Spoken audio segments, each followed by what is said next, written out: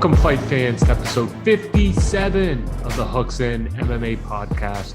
We've got a great episode for you. Welcome back. We've been off the last few weeks, but hope you're having a great summer. We've got two exciting guests to introduce first. We've got Fabio, the water buffalo Cherant. He's fighting this Saturday night, the UFC fight night. He's squaring off against William Knight. He's 7-2, facing William Knight, who's 9-2. So it should be a great bout here. It's going to be on the undercard, so make sure to tune in early to see these light heavyweights go at it. And then second up, we've got Phillips. He's on The Ultimate Fighter, season 29, hailing out of Alaska.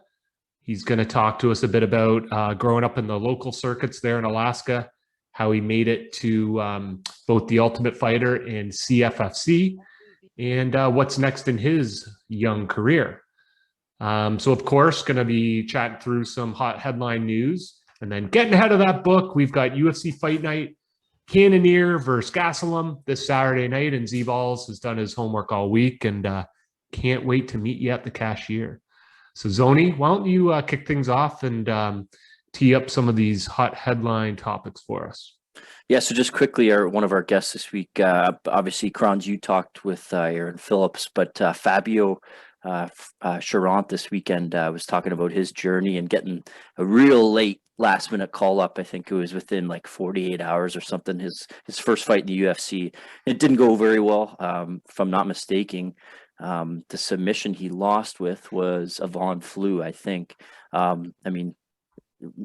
Even guys that have been around for 30 years sometimes can't even get out of that. So he wasn't getting out of that. But what he did say was that the full fight camp for this upcoming fight has really, shift his mindset to this weekend. He thinks that he can upset William Knight, and that's based off the betting odds. So interested to see how he does, and then obviously what Aaron does in his first UFC fight that got pushed back. So we'll see when he get that rebooked. But yeah, the last few weeks here, a few things have happened. The one thing of note for me is AJ McKee, 145-pound champ in Bellator, absolutely shocked the world.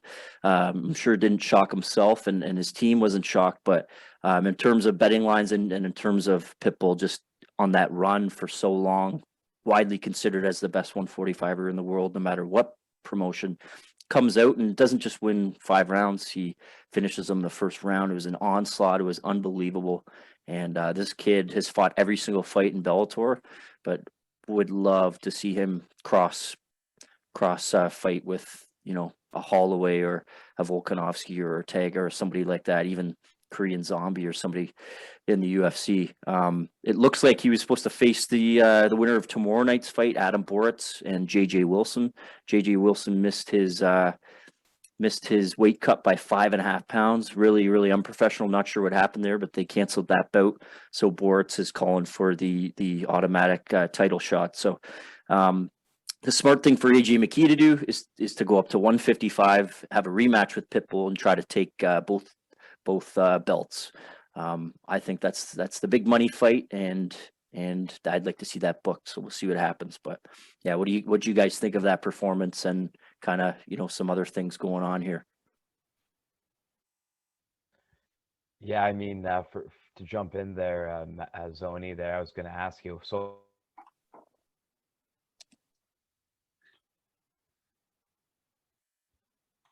Can't quite hear you. Yeah, let me jump in there. I was going to ask you, Zone, if AJ McKee were to fight Volkanovski this September coming up, what was the line? What would be the line that you would give that right now? If they were going to fight like on September 25th and it's AJ McKee instead of Ortega, so like in a month from now? Yeah, exactly. What would the line be? What would you make it? Well, would I make it, or what would it be? Maybe both. Well, no, what would you make it? Like, what would you think is a line? I would make it absolutely even. Pick 'em minus 110. Pick 'em minus 110. What do I think it would be? It'd be like minus 150 for Volkanovski. Yeah. In my opinion. UFC bias. Yeah, just he still hasn't lost either, right? Like true. But household name. two guys that haven't lost. Fuck, pretty sick. Like, how many casuals can even know who McKee is, type thing, you know? Like, Yeah. I don't know. And it would only be UFC Wes would never do Davidson. it, unfortunately, because it's just not worth it for them. Yeah, no, exactly. They just look bad by doing it. Yeah, unless like he opts out and then signs there, like Kayla Harrison could do tonight. The other thing I was going to say, AJ McKee, I don't know if you guys heard that story. When he was 14 years old, he ran into Dana White and said, it was nice to meet you, but I'm going to be a world champion one day, and I hope you're around to see it. And then when he beat Pitbull, like a few days after, could have maybe even at the press conference or something, I don't know where he said it, but they asked him, and he told that story, and he's like, yeah, like Dana White said he'd take me out for lunch if I ever won the world championship. And they asked Dana White about it, and he's like, oh yeah, no, I don't remember saying that, but sounds good. I'll take him out for lunch. So hopefully he does take him out for lunch and says, I don't know how, I don't know you very well, but come over to the UFC and make a splash in our 145-pound division. That'd be pretty cool, I think. Totally. Oh yeah. Yeah, no, and it's pretty crazy that he said that to him, but it takes that type of confidence to end up where he's been right now, right? Kind of almost reminds me of Conor McGregor and when he started, right? So, he made it happen. What is it? Conceive it, believe it, achieve it, as Bisbing said. So he made it happen, and it'd be pretty cool if Dana White would take him up on it. I mean, he seems like the type of guy that would do it anyways, for sure. Yeah, so, I think he will. Good opportunity, I think. Yeah, like it's a good opportunity to pitch. Like, what would it take for me to come over here and get out of Bellator? Which sucks too for Bellator. Like, they literally took him from the ground up. He's fought his first fight in Bellator, and now he's worked his way all the way up. They built him up huge and just beat Pitbull, their number one pound for pound fighter. So, yeah. Yeah, I never really thought about it. Like, I always thought about it the other way around, like Bellator taking on UFC vets, like kind of old guys that like whatever, like they're just names or whatever. Now it's Bellator's going the other way. Now it's like UFC is now poaching, their top fighters out of them, which, I didn't really ever really expect as much. Like Michael Chandler is a great example of that, right? So I didn't really ever foresee that. I didn't see it coming, but it's I don't know. It's kind of interesting to see. It kind of shows that the talent in these other promotions are really starting to get up there at the UFC now. Yeah, and they can only keep those big names around for so long, right? Like Kayla Harrison fights tonight. One of the biggest favorites I've seen in a while, minus 2,500 earlier today. I don't know what it's at right now, but she said, I need life-changing money to stick with PFL. So I don't know what they can offer her once she should win this $1 million thing. You would assume, especially with the other semifinal losing their best fighter, missing weight. So it should be a cakewalk. What's it going to cost to keep her? Otherwise, she's going to be trying to make 145 and challenging Nunez, who was in the crowd tonight with her wife and kids. So why is she there? It's weird. Like, you can see her calling out Nunez later tonight, I bet. Yeah, knowing that she has some legendary post-fight interviews. Oh yeah, so good. Of course, I want to see her finish this other girl in 30 seconds, but I'm actually more excited for the interview. Yeah, I agree. Really good. Maybe dropping down a weight class to bantamweight. We had a pretty good scrap a few weekends ago there with Jose Aldo getting the W and maybe making another title run here. So looks like Sterling and Jan have been scheduled here for October 30th. What do you think's next for Aldo? Who do you think he should face, and what are some of those scenarios maybe in the top 5 of bantamweight? Go ahead, Z. No, well, we kind of spoke about it before, I think a little bit, kind of before the call. I was thinking he was going to jump into the contendership there maybe, but you quickly reminded me of TJ Dillashaw there sitting. So it's going to be, I don't know, maybe. I mean, I'm looking at the rankings right now. Rob Font. Yep. Font, I think, just beat Moraes, if I'm not mistaken. I mean, it's tough. I think Aldo maybe gets Font, but I think you had another idea there, so I'm trying. It's on the tip of my tongue. I forget what are you saying though? Well, I mean, there's a few matchups like you said, but I would personally just like to see Dominic Cruz in his footwork against Jose Aldo. I think that's an intriguing matchup. I don't think it's booked, but I think Sean O'Malley's looks like he might get Frankie Edgar next. So those guys would kind of, that's a step up for obviously for Sean O'Malley, but it's starting to get log jammed in there. There's some you can literally match up anyone in that top 10 there, and it's going to be fantastic. Yeah, Mayrab's on his kind of nice little streak going there, right? What's that, 6 in a row wins? But let's not forget about Sandhagen. I mean, personally, that Dillashaw fight could have went either way, right? Yep. I think him versus Aldo could be an intriguing matchup there, right? Because they're both top 5. Yeah. Both, I think, really marketable names, and you could put them on a pay-per-view and people would definitely buy that. So 100%. Yeah, that division's really shaping up to be quite stacked and quite deep, even when you look like above the 10th, right? Cheeto Vera, Jimmy Rivera, O'Malley. Yeah, it's pretty good. Really good, yeah.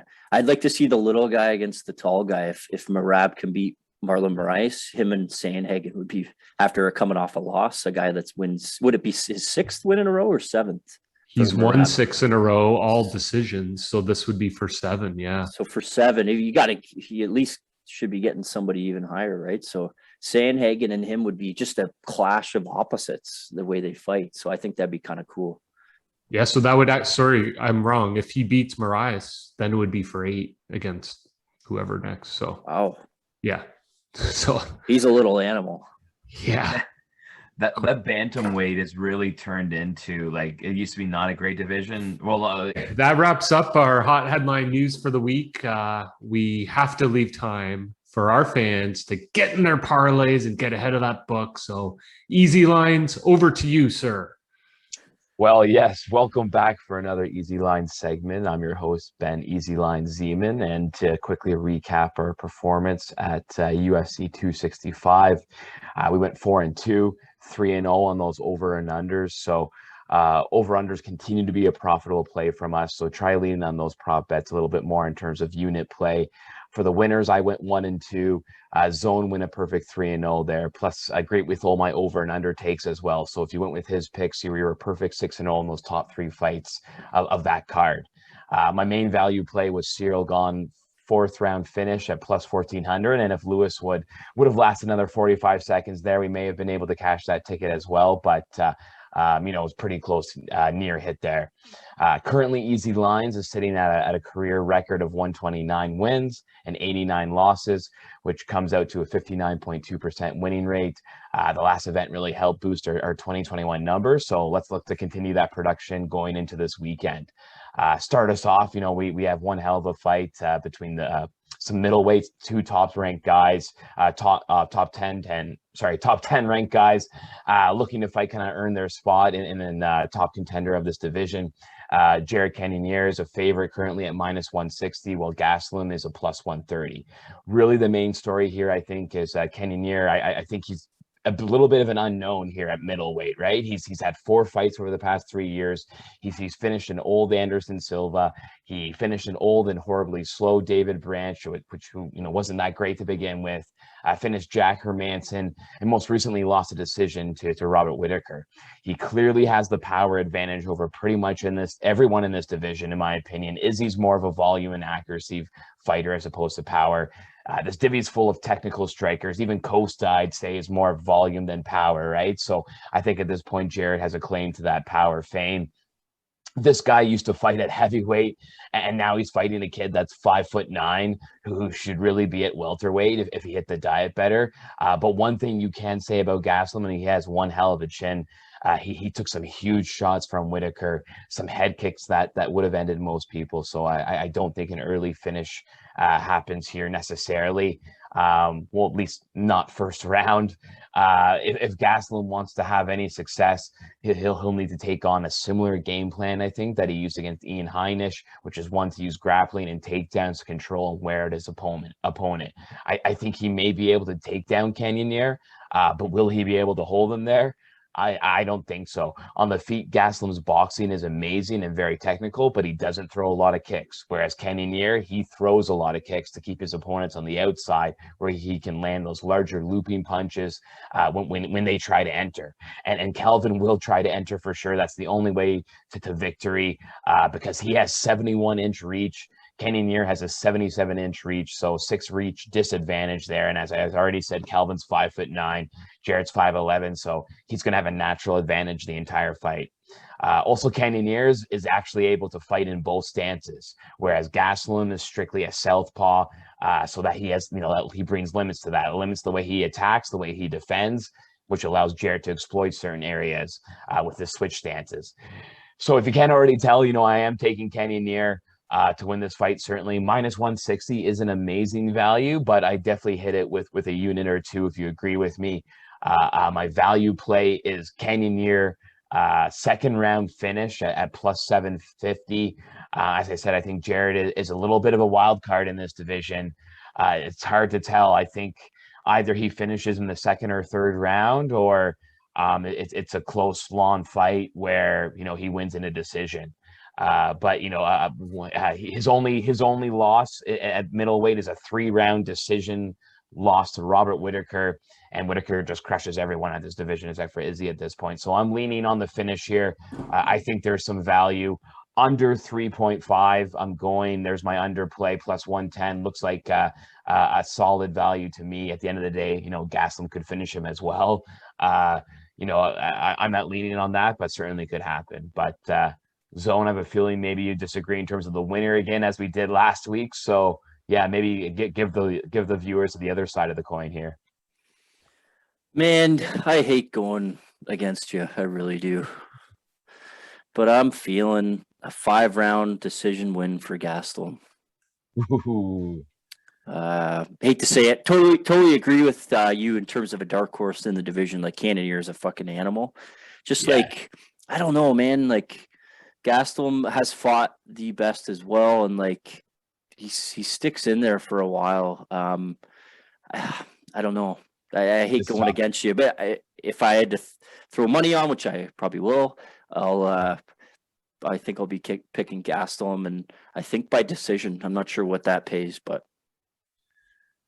yeah, I'll take a look at that quickly right now. But no, I totally see where you're coming from. Plus 275. So yeah. Yeah, because he's obviously the value here. I mean, he's the underdog, and really, Cannonier, I think it actually opened up as a minus 230. At least apparently that's what it says on Odd Sharks online, and it got bet down, or like the money obviously started coming way in on Gastelum, right? So, it's a tough call to make. Gastelum is super tough, as I said. And he does stick in there. Like, look at his Izzy. Like, I don't know, like his fight against Izzy, right? Like is an all-time just classic. But then, yeah, go ahead. Yeah. No, sorry, go ahead. No, I was just gonna say it's an all-time classic, but then he gets heel hooked by Jack Hermanson in the first round. Darren Till's fight is a split decision fight, which nothing really happened, right? I mean, again, Whittaker, I forgive him that fight, but that was almost kind of a jump up for him. He didn't really do too much, but again, it's Whittaker, so it's hard to tell, right? But I just think once he gets up against the top 5, the top 7 of this division, if he lost weight and went to welterweight, he could be champ at welterweight, I think. It's just it's very hard for him to use his strengths when he's the shorter, no reach guy. He can't use his boxing as well as effectively. So that's why it's a tough one. But I get you, man. Like I can see Gastelum dogging it out, right, for a 5-round fight. So that's what makes it a great main event. I think it is, even though the cards got a couple underdogs on there in terms of the fights, not like in terms of not great big names, but good fights. I do think this main event's going to be a showstopper. But yeah, I was just going to say, I don't want to interrupt, but Kronz has a nice little stat he wanted to bring up here. Yeah, and coin flip, I could see this main one going either way. Crazy to think that Cannonier's almost 38 years old and he's only 13-5, right? Like, bit of a late bloomer, but yeah, certainly the reach and slight height advantage there. So, yeah, quick insight. I can't recall any UFC card front to back that hasn't had a favorite more than minus 200. The heavily favored fighter here on this card this weekend, well, there's two of them. William Knight facing our boy, the Water Buffalo. He's minus 175. And then down Pantoja is also a minus 175.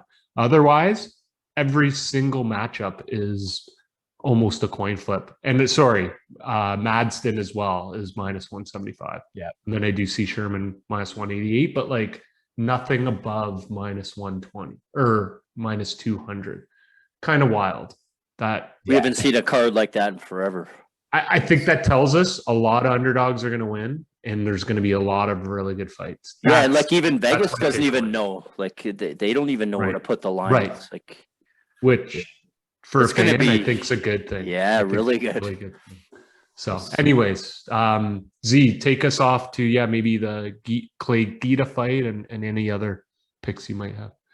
Yeah, no, I mean that was the main event was the main fight I got to kind of look in the most, right? But yeah, Guida, I think Zone, tell us a little bit more about your thoughts there. I think you're taking the underdog just as Kronsberry said a few underdogs look good on this card. I think you already got a few. So I got a couple comparisons here. So the underdog here is Clay Guida. Even a casual knows who that is.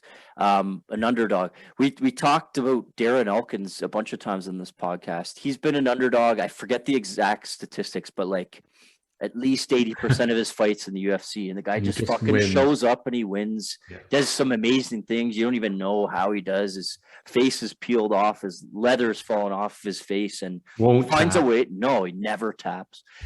And this weekend is the same thing for me. A guy's transitioning over to mixed martial arts. Yes, he's undefeated, but he, he's a silver medalist in the Olympics. But the biggest thing with him is like his last fight against Austin Hubbard, who we've had on the podcast, not known for his wrestling, like wasn't a very impressive performance. He actually, when I watched that fight, he scraped it out. Like it wasn't anything, fantastic, but there's always these like betting lines that are really high when it's like a guy transitions but he's got all this skill, or a girl, and they're undefeated and they're really good at the things that they're good at.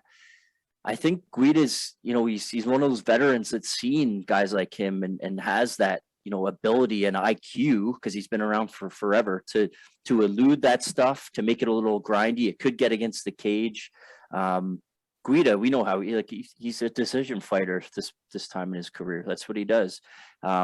I think he's going to gas him out a little bit with his pace. You see him, he's bouncing back and forth the whole fight, all 15 minutes, all the time, Guida. I think he's going to gas him out, and he might win a decision or maybe even get a late submission. But I love Guida in this matchup. It's my pick of the week. The Carpenter. The Carpenter. I like that too, and because Guida also, he lost. He had a good performance against Bobby Green, who just had a great performance as well. Bobby, a close kind of decision loss, controversial scorecard and things like that, right? And then Guida also, he beat Michael Johnson by decision. Johnson is a very up and down fighter, right? But we know he has talent. And doesn't really necessarily do great against the top guys. But Guida at his age, that's still an impressive win, right? So it definitely makes sense that that you're feeling him in terms of an underdog here, because people want to count him out because he has been around forever. It feels like he's been around forever because he has, but it's still, he's, like I said, he got that fight IQ. He's still tough as nails. I don't think that chin's gone anywhere. So makes sense. Like I said, I didn't get a chance to take a cool, like, huge analyzation into it, but while you were speaking, I was taking more look at his kind of record there, and I can definitely see why you're feeling that one as well. It's got the fight IQ and the experience to just somehow find a way to win. That's a good comparison to Elkins. I like that.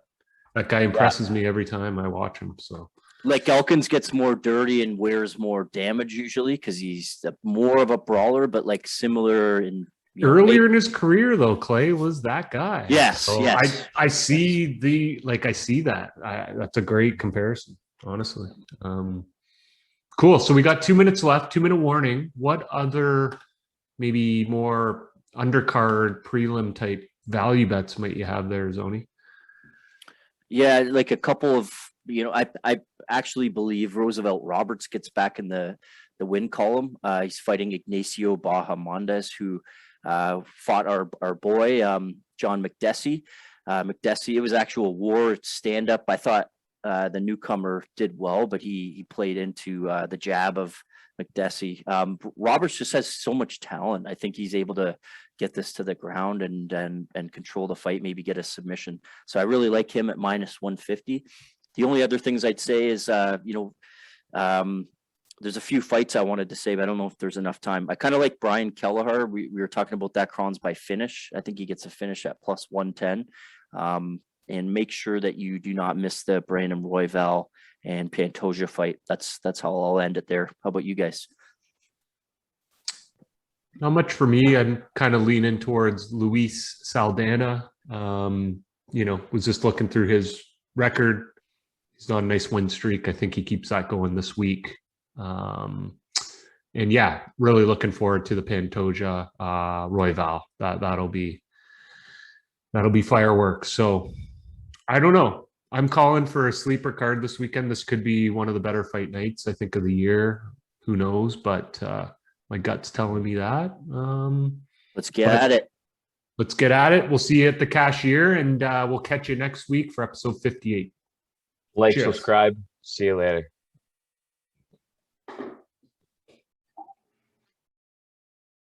Next up on the Hooks In MMA podcast, we're lucky to have 7'2" light heavyweight. He's got a big fight coming up on August 21st. Fabio, Water Buffalo Cherant. How's it going today? It's going great. How about yourself? Good, thanks. Appreciate the time. Yeah, so you got a big fight coming up here, but first and foremost, just where did you grow up and what got you into MMA? I grew up in Rentham, Massachusetts. I got into MMA because I needed to get in shape. The gym wasn't fun anymore. One thing led to another. I started competing. Okay. And was there like a first discipline that you started with and then evolved from there, or just kind of a more well-rounded MMA start? I started off with boxing and wrestling. Okay. And then everything else started to come in after. Awesome. So the gym that you're currently at and the coaches in your corner for your upcoming fight. Huh?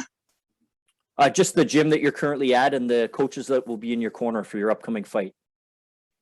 I train at a lot of gyms, but the people that are cornering me is Billy Razowski and Sean Lally. I might have a third corner. I'm not sure yet, pending. But right now, those are my guys.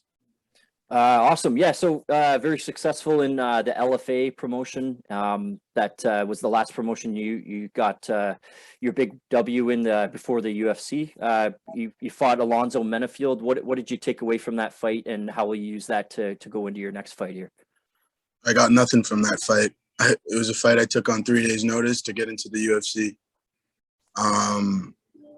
Now that I've had a full camp, it's a whole different ball game, and 18 to 17 days, you guys will see what the difference is when I have a full camp under my belt.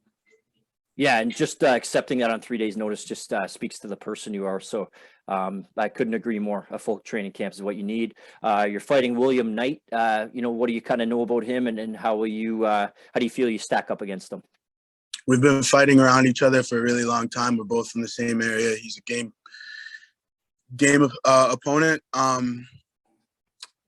You guys are just going to have to wait and see what happens. But just know, at the end of the day, I am a technician, and I am going to showcase my skills, and I'm going to have a better performance than I did in my title fight.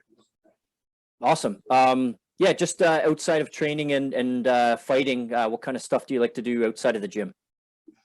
Just hang out with friends, just relax, watch TV, play video games here and there. Yeah, man, just make memories and enjoy my youth. Awesome. Our last segment here is it's called Between Rounds. So I'm going to fire off some questions for you. Just rapid fire your answers, okay? What's your favorite kind of food to eat during a fight camp, and then a favorite cheat meal after a fight? Chipotle. Like Chipotle chicken or? Just Chipotle in general. I can't think. I mix it up every single time when I go there on what I want. Sometimes I'll get a burrito. Sometimes I'll get a bowl. Sometimes I'll get steak. Sometimes I'll get chicken. Sometimes I'll get both. Just depends on my mood and where I am. After fight, I used to do Chinese food, but then I got sick the last time I did that. So I'm not sure what I'll do now. I guess we'll see after your big win on the 21st, right? Sure. Awesome. What about favorite sport other than MMA? I'm in everything, you know what I mean? I grew up playing lacrosse, track, and football. I used to be really good at skateboarding. Then I stopped skateboarding to play football. I'm just whatever catches my eye, I'll try, and I like all sports. Basketball doesn't matter. I'll give it all a try. What about have you been able to travel much just throughout your life, or? Yeah, but I haven't gone out of the country yet. But what's your favorite spot then in America? What's your Arizona? Favorite? Yeah. Yeah, I fell in love with that place. I was supposed to move there, but the people I'm moving with wouldn't budge, so I'm going to Florida instead. Even with your fight background, you couldn't just beat them up? Nah, it's my brother and my best friend. Nah, I'm just joking. What about favorite kind of video game to play? Fortnite or Madden. Yeah, and what about favorite TV show, like TV series? That's tough. I would probably go with Dexter or Law and Order. And I'm assuming you're going to watch the new Dexter? Hell yeah. Yeah, it's going to be good shit. Last little question here. So just, growing up and you're, a mixed martial artist, did you have anybody that you kind of not looked up to, but respected their game and in terms of fighters, guys that maybe you emulated your style off of? Just any names out there? Oh man, I follow a lot of people from the Lomas to Forrest Griffin, mixed it up. Like I like all types of martial arts, Yeah.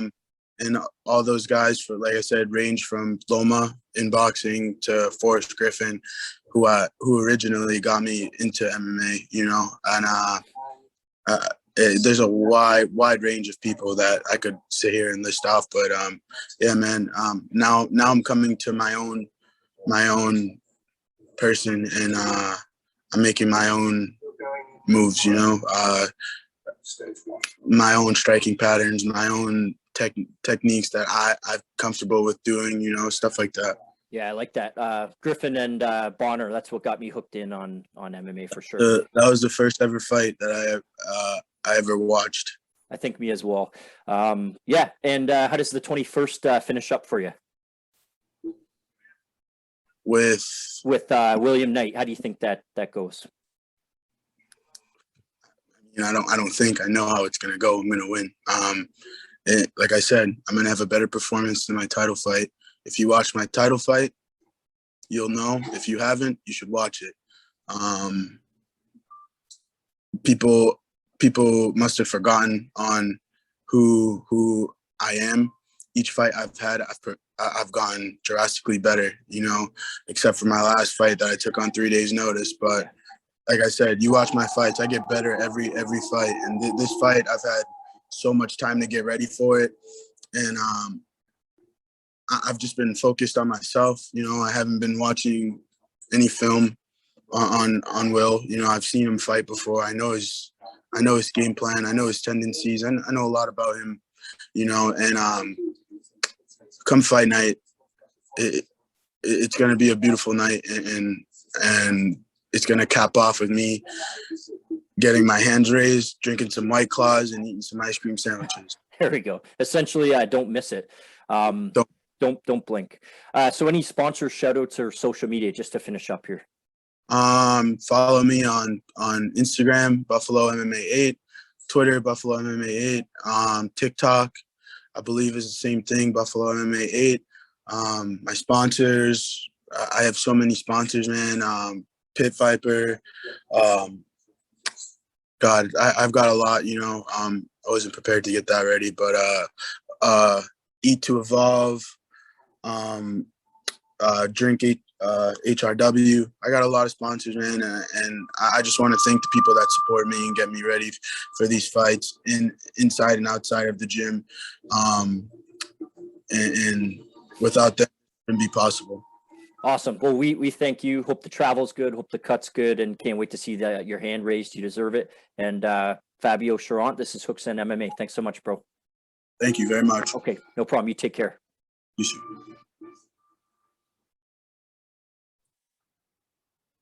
So next up on the Hooks In MMA podcast, we've got Aaron Phillips. He's hailing out of Alaska. He was featured on The Ultimate Fighter 29, Team Volkanovski, squaring off against Team Ortega. Make sure to tune in Tuesday nights, 9 p.m. Eastern on ESPN+. Welcome to the show, Aaron. Hey, thanks for having me. Anytime. Thanks for making the time for us. Kick things off, wanted to learn a bit more about you, maybe where you grew up and how you got into MMA and mixed martial arts. Yeah. I grew up in Kotzebue, Alaska.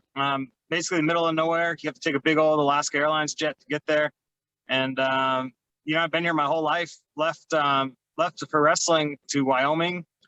And after college, I just never really pursued anything afterward. I just kind of came back to Kotzebue, worked, and just kind of wrestled a little bit with the high school team and coached them. And and then my brother got into boxing. That's what led me to getting into MMA. I was like, I'll try it. Do a little amateur match, like that, something like that. And the lady was like, hey, enticed me with UFC Fight Pass, and I was like, what, one time, why not? It'll be on there and I can always watch it, and so I ended up doing it and I loved it ever since. And how far back was that you started getting into, UFC and boxing stand-up? About 3 years ago.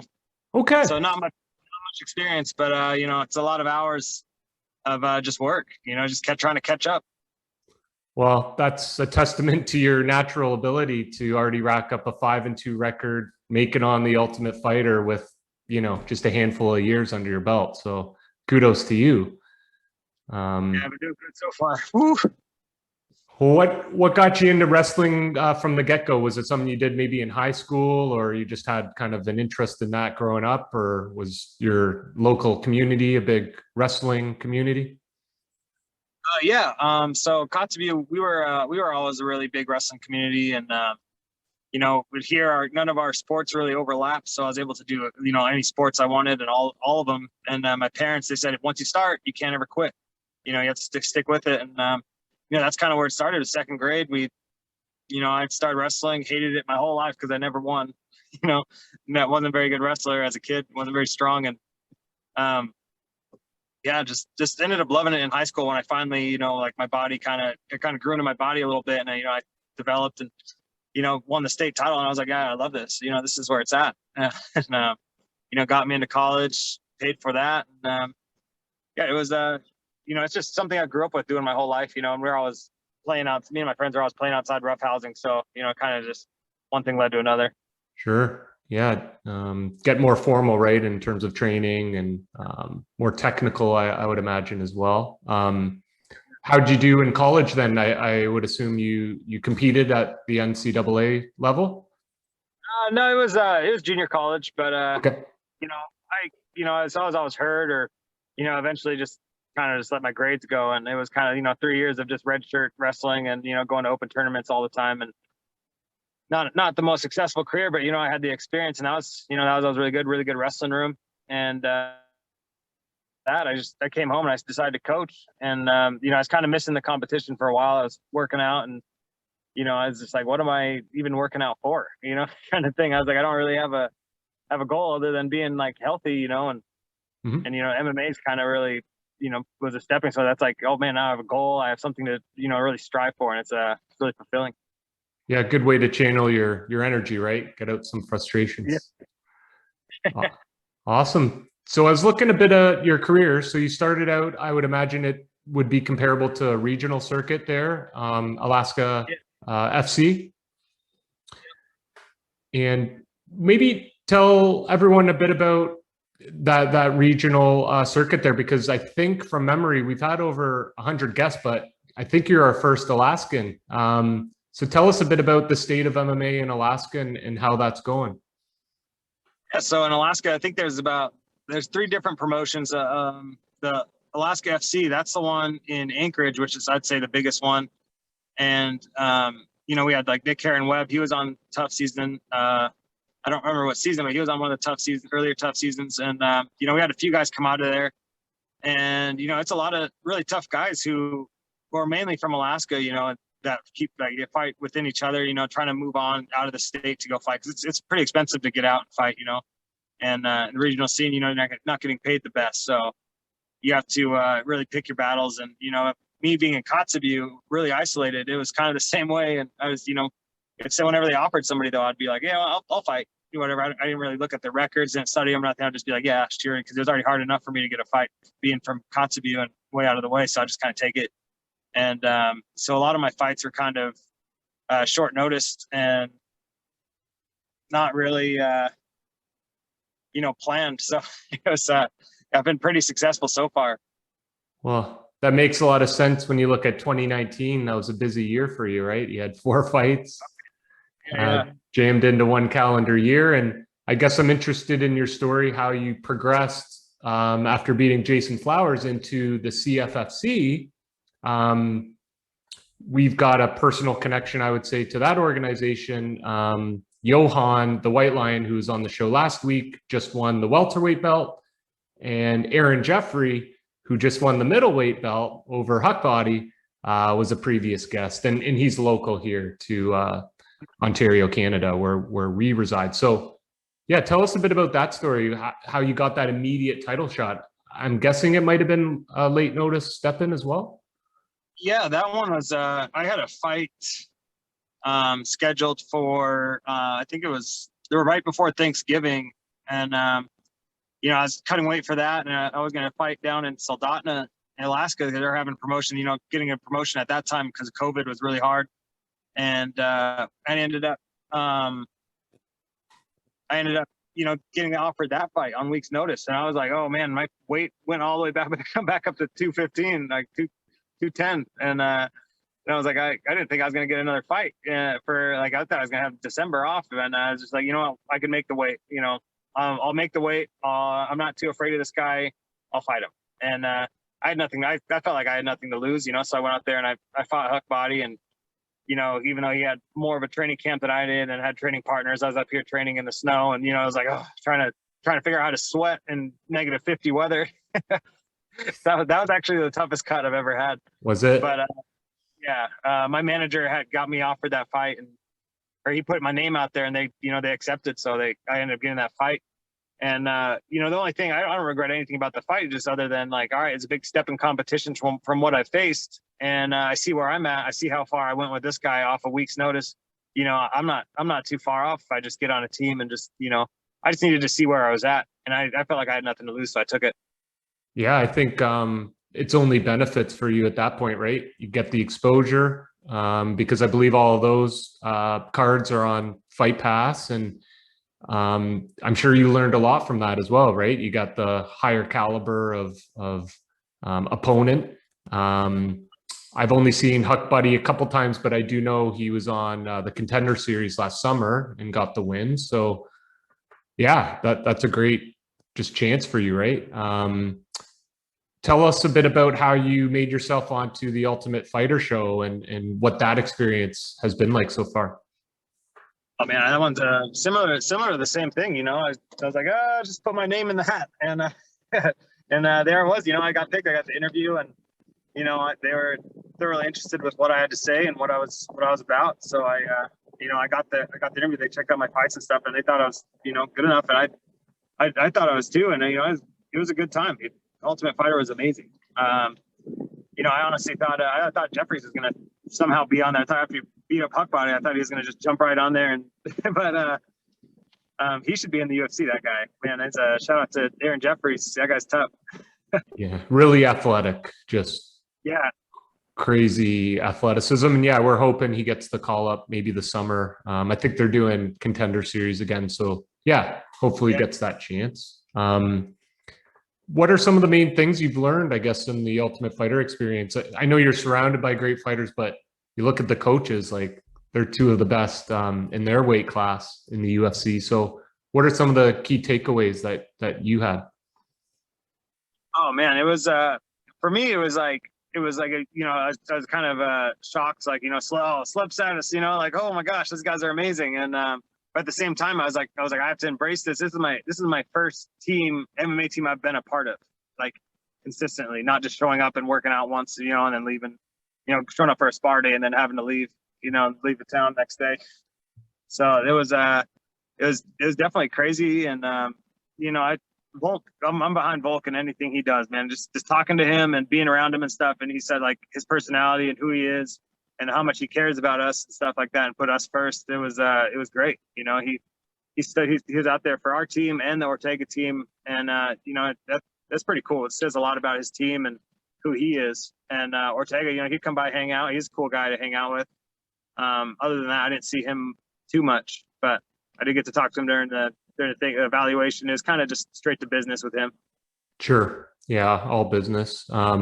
But I have heard that about Volk. We had on a guest. He's an Australian fighter himself. Just a friend I met in Europe years back, and he trains with Volk and said the same thing. Just like a great role model, really good with some of the younger guys, right? Just being a mentor and a coach. So I think that's a great pick for him as being on that show as a coach. Mm-hmm. Amazing. I actually jumped on the show thing. I was like, maybe Ortega would benefit me a little more, but I never really, because being up here, I'm not being too much into social media until after the show. Mm-hmm. I was kind of neglecting myself from knowing who like Craig Jones is, I mean, sorry to say, Craig, but I didn't know who you were. And I was like, I knew he was a jiu-jitsu guy, because everybody was like, oh, that's Craig. And I was like, oh man, he's probably so good. And I got to roll with him and see how good he was. It was pretty cool. Just, now I know who all these other people are, and it's like I started to learn, and yeah, it's awesome. Yeah, just kind of open your horizons into more of the, it's not really like underground, but just the lesser known names and some of those influences. So yeah, right on. I'm not just jumping in the dark. I don't know anybody. Yeah, no, exactly. Well, looking forward, what are some of your plans here? I know obviously the season's wrapping up and things like that, but do you have plans to go back to the CFFC? Are there other organizations that are kind of in your sights, on your radar? What do you have maybe over the next 6 months planned? So right now we are, me and my girlfriend, we're actually moving out. You can see here, we're sending all of our stuff. Yeah, moving out to Houston. We leave tomorrow, and once I get down there, I'm just gonna get right into it. I'm gonna just get my totes into the house, and we're just gonna start training. We're moving to Houston, Texas, and I just want to start training, getting after it, and preparing for whatever comes next after this show airs. And hopefully, if CFFC would take me, I'd go there. I'd be happy to go there and fight, and just kind of see where I land, after the show. Yeah, I've been watching the CFFC the last few months here, and it is a great organization, great, like kind of like a farm system, right? Like in pro sports, how they have the AAAs and that. And I think it's a great launch pad for some of these younger talents like yourself. So thank you for taking time, on a move here to chat with us. We'd love to keep in touch and just, maybe chat again down the road once you have a next fight scheduled. But before we, disconnect for the day, is there any sponsors you want to call out? Any social media that you want to promote here that some of our viewers will check out? You can find me on Instagram, Aaron Phillips MMA, not to be mistaken for Head Kicks MMA, which is the other Aaron Phillips who's in the UFC at 135. And fights out of Houston too, doesn't he? Yeah, he fights out of Houston too. And then A Phillips MMA on Twitter. I usually tweet around. I'm all about tweeting around during the episodes, the tough episodes. So, I mean, catch me on there too. You can ask me questions. Interact with me, and I'm usually pretty good about it. So, Cool, just man. find me there. Sweet. Yeah, I did see, well, obviously everyone around the world saw the pay-per-view on Saturday, but I saw you had a tweet about that. Maybe before we disconnect, what are your thoughts on kind of the fallout with Poirier McGregor, and what do you think is going to happen next? Well, we know Charlie Olives is getting the title shot, but like maybe past that. I really hope. I didn't like how McGregor is kind of getting kind of weird about the wife thing. I thought that was kind of wild. I did like how much they didn't like each other this time. That was nice to see their rivalry back to the way it was. But if they fight again, I kind of hope Dustin goes out there and puts it on him again. And just knock him out one more time. Probably put him in his place. But yeah, as far as like Conor McGregor being done, I don't think he's done. He's going to come back extra healthy. Come back healthy and be ready to fight again. And probably be knocking other people out too if he really gets after it. Yeah, you think of a guy that has an ego like his, like he doesn't want to go out this way. So I think he's going to be extra motivated now to right the ship. But I agree with you. I would love to see Poirier put him away with no doubt, nothing lingering, and just kind of move on. Because if he were to beat him again, then yeah, I don't think there's any argument left there. But maybe it is good for the sport just having that rivalry, and maybe just more interest that might not have been there without all the drama and fireworks. Yeah. Cool, man. Well, hey, safe travels. Get down to Texas safe, and yeah, we look forward to chatting with you again in the future. But best of luck with everything. All right, thank you. Thanks for having me. You're welcome. This is Hooks in MMA, and this is Aaron Phillips. Make sure to check him out. All right, tune in Tough 29 tonight. There you go. Okay, All Aaron. right. Well,